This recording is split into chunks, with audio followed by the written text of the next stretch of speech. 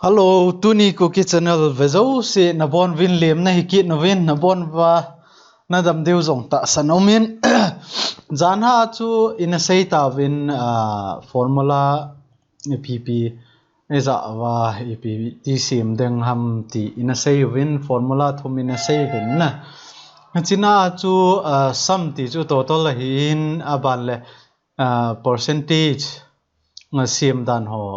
ai lo wai le if grain na sim dan ho in a sei ta win grade sim dan ho in a sei ai ta na ban le sum if le v lookup average ti hi nga sim dan dong in a sei deu he itiu ai in a hin la hi chima sanga chu ni cho ong in sei tho deu hi in ai le chima sanga chu thil khat an sei leo he he chi sum if for le v lookup average ti formula sei masang vin micro iti za ding ham ti ana sei masaw hetin aji chu hi chi apoimo enna ni chenga kiman cha na ong poimo ta hi in pungka ni nana to chu avela na sim kit go nai le pungka ni na su lut kit sanga chu bailam ta khat bai na set sa chu iti second ni ka chi formula na sim so chu na nong la kit thei ham ti chu tu ni a hi in sei deu a hi na in sei deu a hi in hi a chu chiwa hi skip ana boloi ti ni chong hi in sei tho deu a hi a hin la ka hin tiam nom na pen khat chu tu ni KUKI channel video ve hon hoi ta in ana veji win lang itiam hana ke tho dewa na vet no vai le chun na phat chom pi lo dewa hi aji chu hi chi video dang banga ga mo vet na bol jeng theo chu hi lo a hi in a formula iti ham ai lo le hoi chlai pe na chu hi chi chung ki sema abana chu ipi umam abana ipi ki click ham hi chlai a click zo wa chu ipi ami ekit nam ti chan ge ai hoi ta ana vet lo vai le na het thiam lo diu phat ma sa video to banga chu do nom tam pinan nei deu nen do jeng deu ai wa ngai cho chu a video a chu ki sei zo sangen nan do kit deu ai na ngai ti ja chu thil nan do ding teng ole thil na comment ding teng ole a video choi ta aven lang a phat lo na cha ai lo wai le a phat na cha na phat chom pi na ho na het thim na ho na het thim lo na ho chu na hin copy nan do ji de wa hi in a video velo bi a heading ho khat le ni na ga na wa comment hin ki bol paging ti ho chu i bol lo diu a hi ti chu ama sapena lungse ta kan request na hi win hi chu an bol win lang hoi ta an visi win lang chlai ki click zo tiang le ip ki click ham ti chu in nanavet chen ding wa kan tim na hi ve to a hi tu ni i topic ngen an lut lew hen tu ni a hi ipi ham sei deu ti le micro record eti ki bol ham ti sei deu hi in nanga chu na interface excel na hon ting le hi tai ding a hi in developer option na mu lo ding a hi chu eti ki mu ham eti ai le chilai ai vele chun home insert page layout formulas data review view ti ho na chiwa hi developer lo ai hi chu amuna dinga iti kimuding ham na ti ai le chlai file ai khat bei na mi ding file na mi zo teng le option na chi ding hi option na mi kit teng le chi pop up heung en tin ni chi option hung teng le chun chlai customize ribbon na chi ding hi chlai na chi zo teng le chlai jet langa ali soi ga ve su le chun developer option ding hi chi na click zo teng le chlai okay hi na mi ding hi na mi zo teng le chun hi chlai developer option hung ding hi in developer option ga mi le chun hi chlai hi micro tai na chi option pen hi tu ni ai sei de wa hi in ji a chu hoi ta an ven lang na nga chu a normal a chu antik ki bol ji a hi in ji a chu option na mu lo ding a hi in a option mu dan chu hoi ta an ven na aban ting le to hi chi micro hi ipi bola ki jang ham iti ai le phone ho vela mi thil sei ho vel ai lo le thil khat min na bol ho record na bola nga kit ting jong le na vet no mai le na vel vet kit to banga chu ni chiwa hi chong hi record ki bola aban ting le record e bol zo ting le save ki bola a save zo ting le na second khat pungka ni nana to chu record na ki bolai le a ki ting le chi formula ve chu na de ai le second ni ka a pungka ni sulut talawa na phat na save thai a hi ti chu iga sei theu hin tin tu hin aza dan thum in sei di wei in hoita na veleu chun nang ho dinga ong thil pha chom ta hi dinga hi ti chu iga sei theu hin tin tu hin anapan no hi tin chi micro hin ipi iti ki za ham ai lo le ipina to ham ti chu isei de wei tai na ichi a record na hi vele chun chlai record micro kiti in ichi za de wei in ichi vele chun mun thuma na mu de nga hi chlai ai khat om tai na option abala noi langa chi le chun chlai option khat om kit nin aban le chlai view ai chi le chun chlai micros kiti om in chlai ai record micro kit na hi na cho thumai na mu ding hi chi chu iti za ding ham ti chu tu ai isei de wa hi tai thil khat ga si moi tin simple ta ga si moi tin minute izat lut nam hi chi chu in vel za ke phat le minute izat ka a ki sim do am ti chu ana ve win na to a hi chlai record micro hi me de wa hi tai micro record micro na mi ting le hi chi hi option hi hong in tin chi zo ting le chlaya nang na de ai le amin hong na ki set thaya hi in a hin la tu ni a hi micro wan na hi ta hi yum sa de wa hi anoi kit nai vele chun shortcut aumin shortcut ki hoi nang in na ki set thai chlaya na no ma le na ki set thaya hi in a hin la tu ni a hi imai set lo de wa hi chi nang in na set no mai le chun he thim ding khana ga sei be leng computer a shortcut keyboard ho chun na za lo ding hi na za ai le chun hung boy ding hi na ne he thim ding khana chu control c mi ai le copy hi in control v mi ai le paste a hi ti chu he so ke win cho chu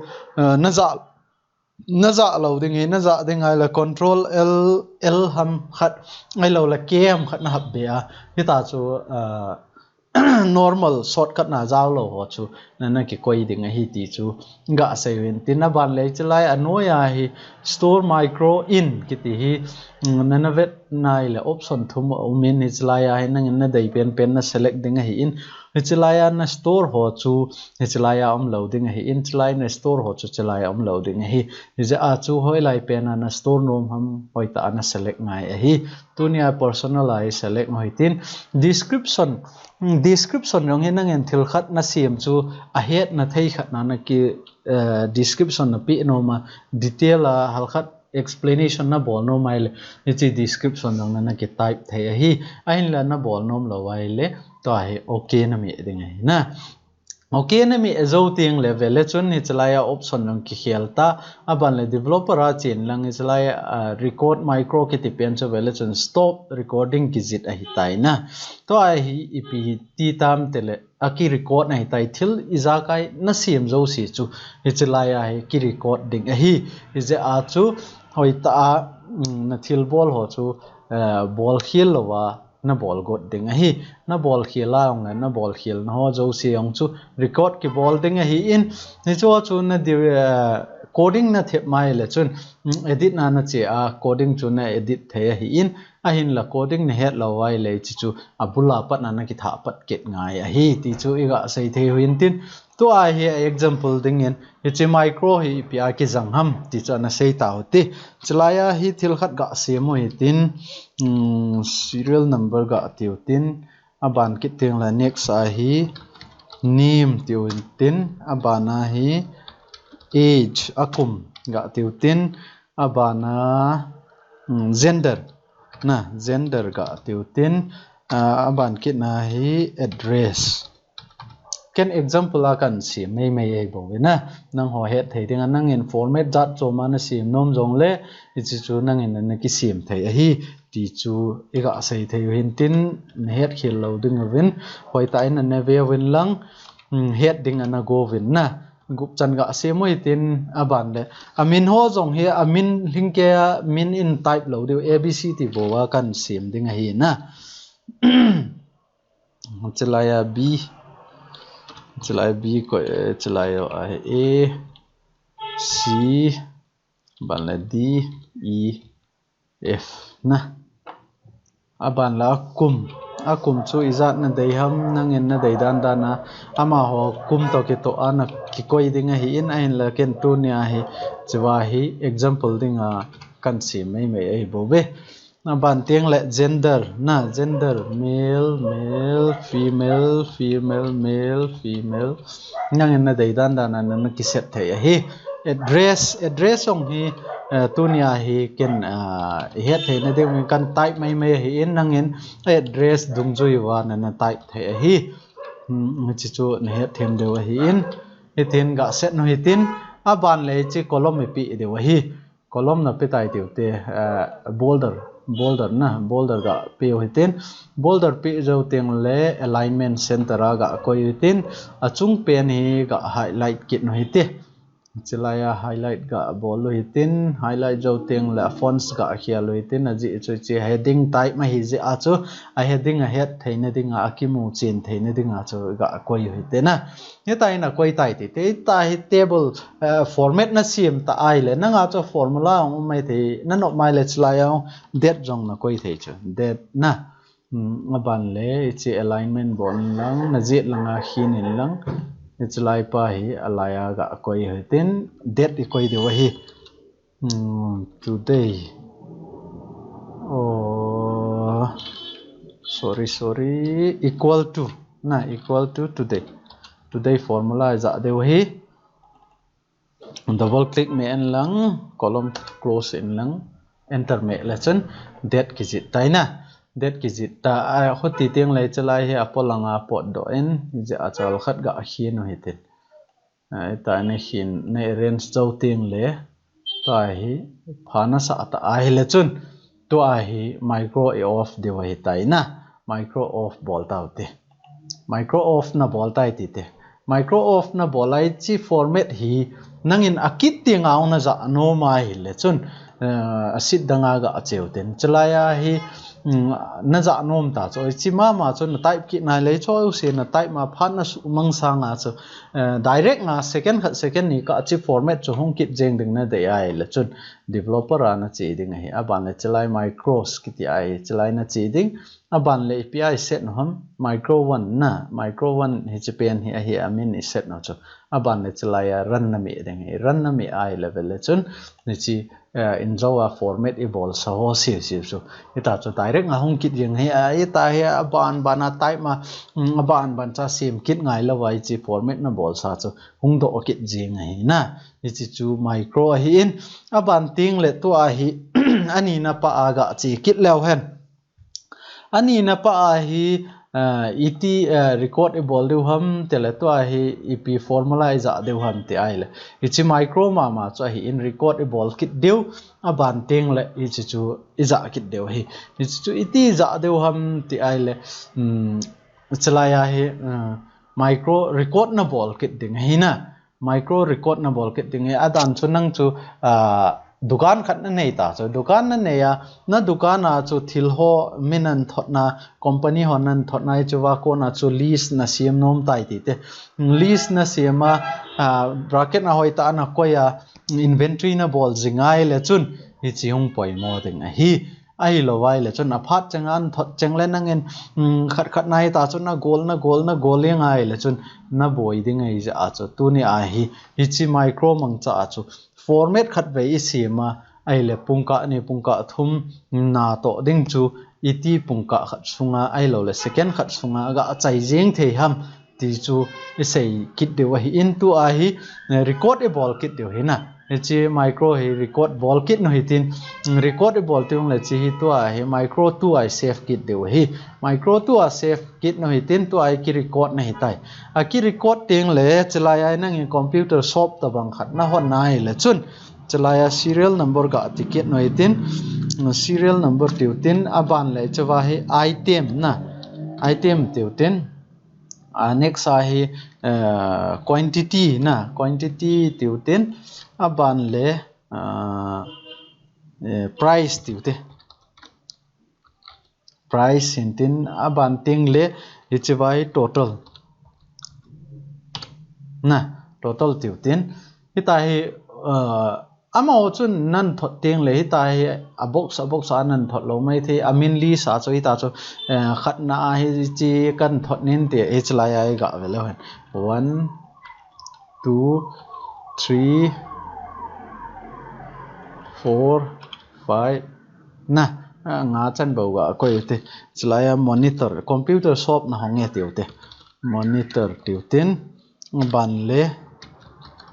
mouse tiu tin ban le RAM tiu tin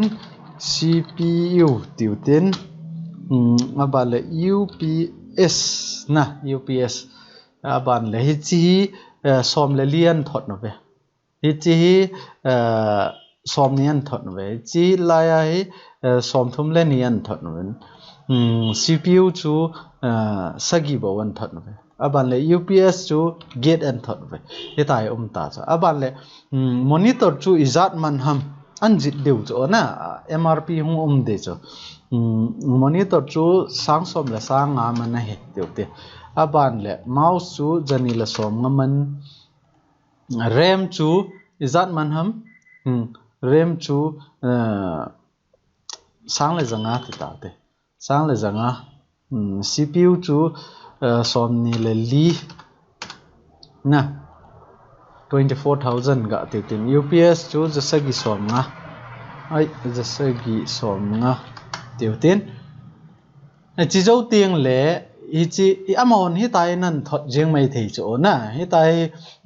serial number to an thot jat no to asum jat to an thot diu ya hi chi tiang chule total ho nang na ki sim thu ri ta cho ni chi chuai le izat mani hi chi izat manam ti na kho no mai le hi chi micro mang cha cho isim de wei na tu ni ai micro i mang cha wen isim ta wen to ai 14 into 15,000 izat ham chi chu total i bol de wei na hi chi na dinga chu to ai hi equal to aban le chlai na me ding aban le star na me ding he into chlai na 15,000 G18 na chu mi deu aban enter na mi zo ting le to ai chi na kai su ding he kai su le chun adang ho zo siang ki total ding hi tai to ai hi chi boulder ga ball kit no hitin boulder ball zo ting le alignment ga ball to o hitin aban la chung lang pa hi highlight ga ball te font song ga khialo hitin o khat highlight ga ball hitin ball kit no hitin hitai na bol tai te hitai na set ta cho akit tiang le amohin an thot kit ta cho chalaya det ga zit kit no hiti det aban le chalaya equal to today bucket close enter na chi center ga align ten chi zit langa hin no hitin hitai ta cho adet ho zong ta an thot new aban le an thot ho izat an thot no ham izat man ham a total izat ham na ai chi chu hi tai na sim ta cho akit ting le an thot be kit mai thewa ban la quantity hung ki khel ta mai the a price hung ki khel mai the cho ai wanga format chu nang na dei na lai cho na dei na lai ai le chun to a hi chi stop e ball de way tai hi tai na set zo ting le to a hi akit ting an thot no zong le na boi ta lo ri cho akit ting le chalaya sit danga ga chekit no hitin na sit danga ga chekit metin chalaya na ball kit nom ta cha na ball no mai le chi chu hoi lai na chi ding ham tele developer option ana chi ding micros na click ding na ban le 2 chu ang 1 pa chu ama sa pa chu ya to ai 2 pa hi ta 2 pa phal e run ga ball le chun chalaya hung ki tai beng chu chalaya khu I bolai ta khu ham tele a space in na ket lo ji a space al khat ga hin ka le chun to ai ta cha na le serial number chom langa ga do tai la serial number na chỉ lại cho hal khát ông đi là vai lấy ta cho nên nó hiểu chính thế như ta hi nó bỏ lại level lên chun a formula ấy chỉ pa hi tu chunga hi somni an thot ta về thì somni này an thot nó vai le như ta ho somni ga hiểu là chun chelang ang na ki hiểu ta như chong hi nga bo an thot ta về thì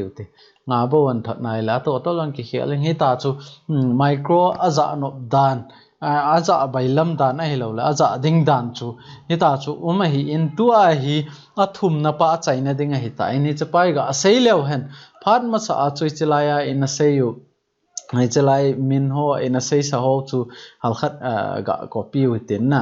adan chu nang in school ham ai lawai le li sauta dukan na bola li sauta na ne ya ai lawai le school la na student home in zo se so na ni khat teng le ni tai scolding nan bol te te ri choi tai nan hin te te ri na nan hina le za khat jani lang ong thin teng le chun chwa heading pen he lo chu na le a heading pen na hong lo teng le na boy mai thei ta cho adan cho chelaya ga veoten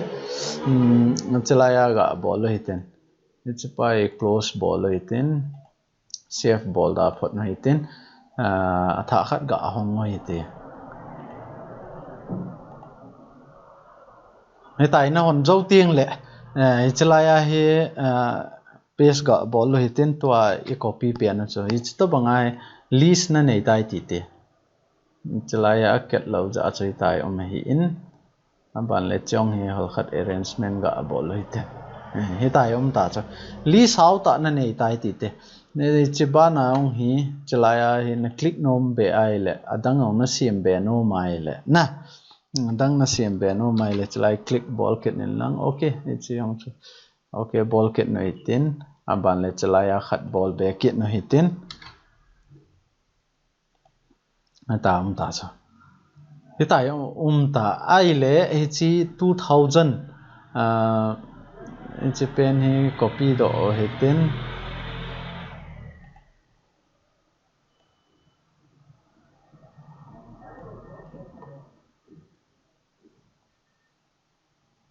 spy cut do te na spy cut noi ten chelaya ko yute china cut tai tiu te na kat nai le tai ki heta chula na chi amino hi in chi maths ai in chi science ai in chi history a hi in ti ki he gam ta chal khat ga hin ka oi ti ji cho ki mu thei jam hen itin hi ta ong ki gol ta cho hi ta ong ki gol ting le tu a hi nangen hi chlai pa ong a heading pai la dot pa ong ga la do hi te ban teng la chong la do ten ken example a kan sei cho atiam hanai stop ang hi tu la ya cho komana comment cho ngachela ya hi 2010 bet steve tin chela ya 2011 chela 2000 ai ha 2012 na 12 a ni chi chui ta cho ai wanga choi tai in bet ting le hichipa hi amin hi ki mutalo ki tol mangta ai le chi ep subject pen ham ichlai ep subject pen ham ki hetalo cho na ichi het na ding wa cho tu ni a hi chi pen micro pen cho in za de wa hi in ichi ga asulin je moi ti neo bi se na ki mo thei po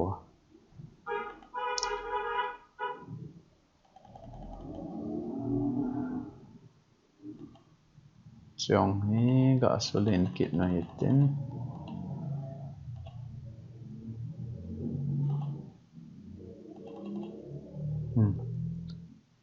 chong hi ga sim to ten na sim to tin ban ting le in sei de wei tai to hi to ai chom cho a chom je a choi tai ga hin vai le chai pe pe yang ya nanga cho na sau mai the cho sau pi ta hong mai the student kum khat na cho 2010 a cho ja khat jani an om mai the chi chui tai scolding bolai tai hining sanga cho direct nga button khat ichlaya button khat mai ga mi ai le ki mo set yang de